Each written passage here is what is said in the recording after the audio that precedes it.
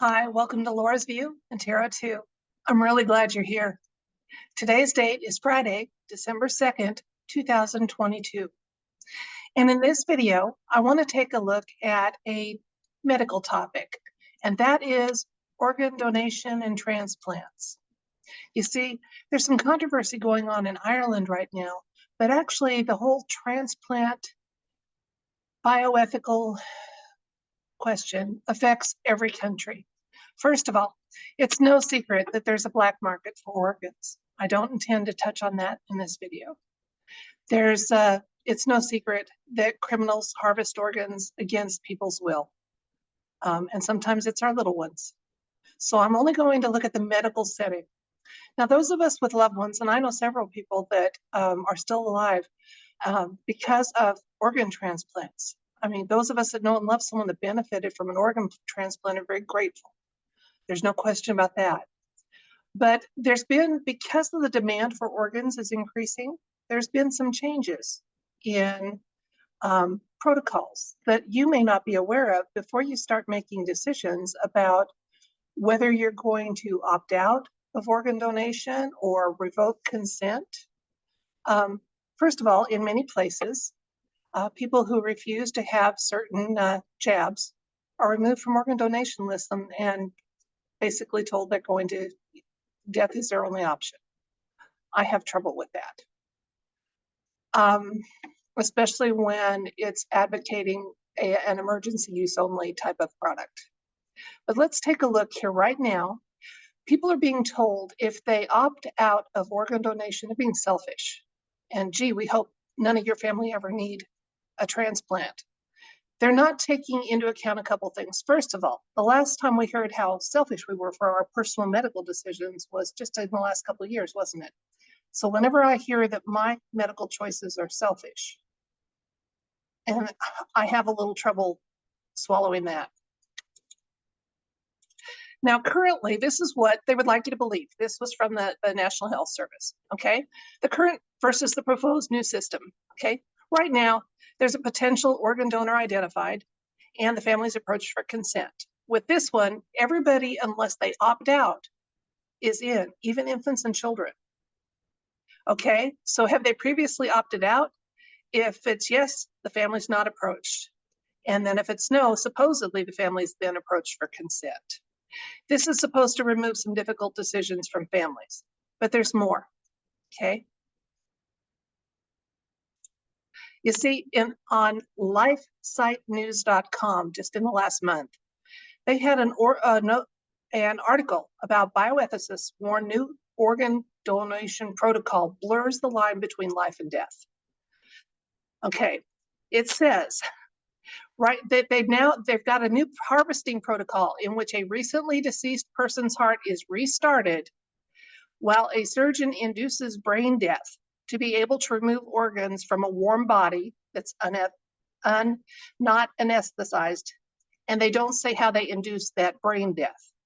If they've restarted the heart and they have to induce brain death, was that person really gone to start with? If they restart a heart and induce brain death, can they guarantee that as those organs are removed with no anesthesia, your loved one won't be in agony and leave this plane of existence traumatized and their tissues possibly compromised by that trauma? It's something to think about. Now, one of the links I'll include in this video is the opt-out form that's available for citizens in Ireland, because they're planning to implement that opt-out program. And I think as people make their personal decision about their organ donation status, they don't give in to guilt and shaming, especially with the new protocols that are in place. And you can cite those. I will have a link for that on this video for whatever your choice is, pro or con, that you're doing it in spite of those new protocols, or that you'll only consent if there's a guarantee that your loved one feels no pain. I'd question how they induce brain death. If they restart the heart and have to kill the brain, was that person gone? Something to think about. definitely something to think about and not be pressured into a decision pro or con. Okay, so I want to carefully ask the universe a question about transplants. Okay, now I'm only questioning, I've got to be really careful because I don't want to touch on the ones that are done horribly in a black market setting, you know, anything like that. So my question to the universe is, in traditional medical settings where organ donations are enacted and transplants occur in traditional medical settings,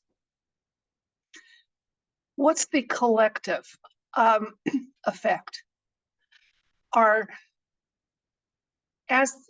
So collectively, so there's going to be a spectrum.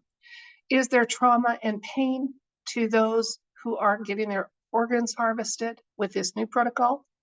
And is there other information the universe wants us to know?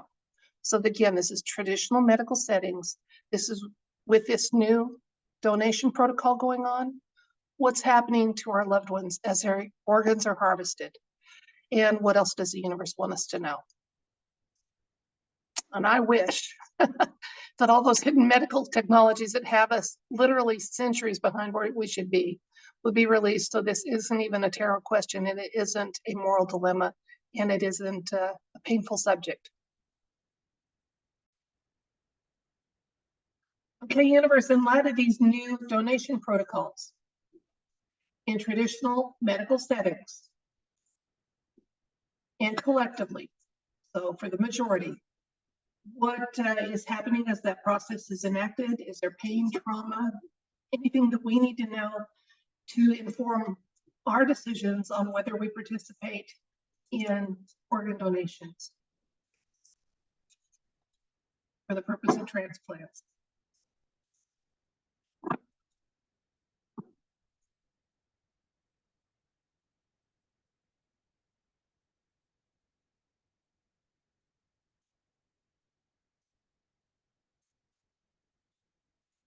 Okay, our first card is the Nine of Cups. Two of Pentacles.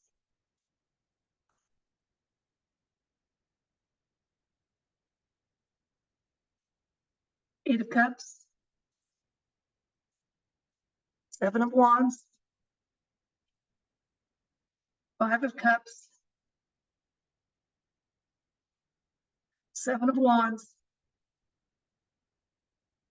Justice.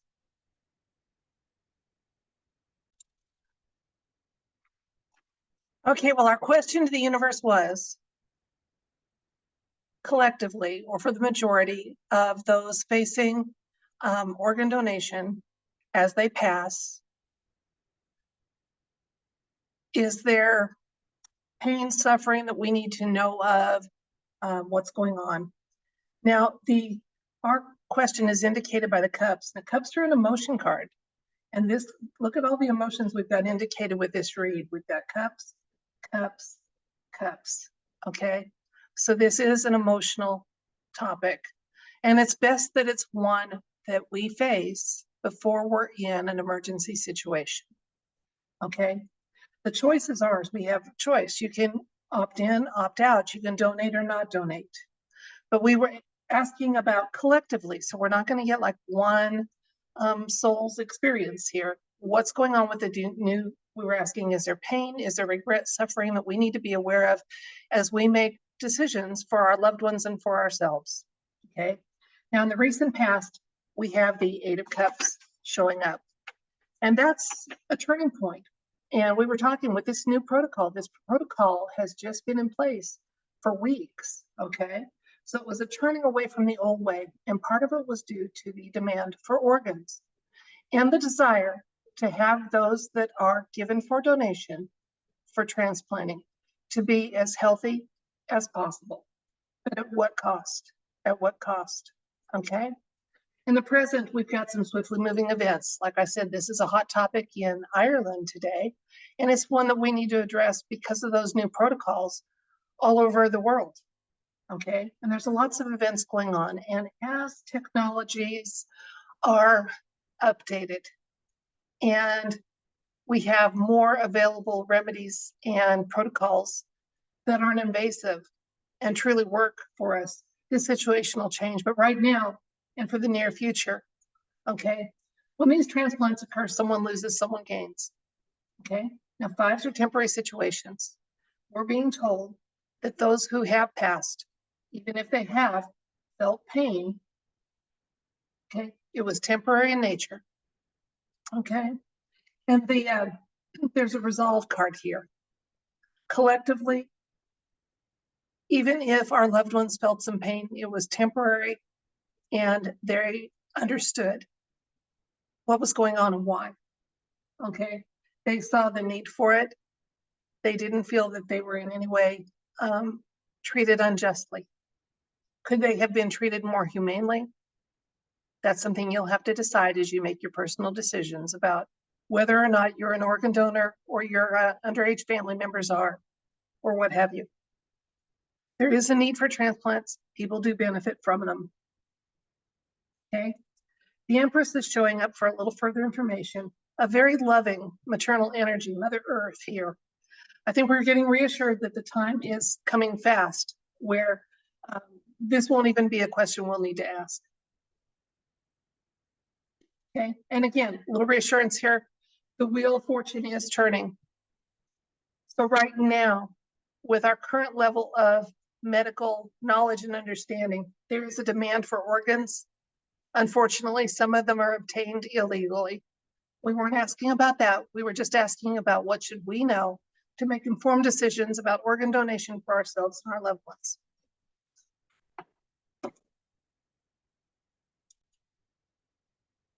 I have to tell you, as I was doing some reading today, trying to, decide how to approach this topic and what was a good question to ask, I was really, really taken aback about the inducing brain death aspect of that, restarting a heart and inducing brain death. Which comes first? How is it done? I mean, I would want someone, if on the one hand, if I had a loved one that needed an organ, I would hope someone would be generous and allow that to happen. But on the other hand, if I'm losing a family member and we're saying, yes, their organs can be harvested, I'd want to make sure there was no possibility that they felt pain or trauma or discomfort of any type. And right now, there is no anesthesia used because technically that person has died, but when they restart the heart, is pain felt? I don't know. You'll have to use your discernment and make a decision that's well thought out and not emotional as much as possible as you decide whether your family and yourself are going to be donors. There is a need, and bless you if you do, but don't feel guilt or shame if you don't. Okay? I can sit here and talk about this without too much emotion. I'm getting old enough that my organs, well, nobody'd want them anyway. So I have I'm not as, haven't got as much skin in the game as those of you with little ones, underage children. You'll be making decisions for them, what have you. So don't be guilted into a decision. Okay, make the one that's right for you and your family. Some will, some won't. And unlike other things that people have been shamed about in the last couple of years, let's all give some grace. And first of all, not ask intrusive questions about what someone's choice was. And second of all, respect that they made it. And they made it after searching their heart and thinking deeply about it, because I know you will. Those of you that listen to me, I know you will. That's it for this video. Thank you so much. It's Friday, start of a weekend. For some of you, it's already Saturday, you're on it. Enjoy your weekend, okay? If you need to unplug from electronics and go out and get some fresh air, and if the weather's right, you can go barefoot and get grounded a little bit, or like me, I have an earthing mat, so I bypass that since I'd get frostbite. Whatever it takes to keep yourself grounded and grateful, because we are so blessed to be alive. And it is, even though it's a frustrating time to be alive, and there's lots of tactics going on trying to get us to feel strongly this way or that way, or fear this or want that. It's a great time to be alive, and especially to be awake and alive. So enjoy it to the full, and I will see you next time. Good night.